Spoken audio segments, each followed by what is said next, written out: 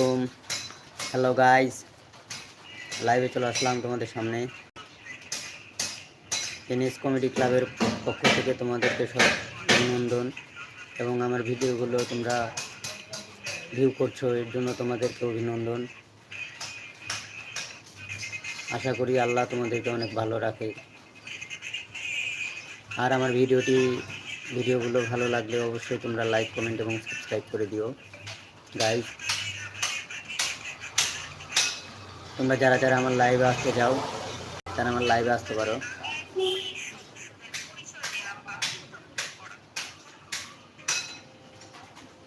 hello guys,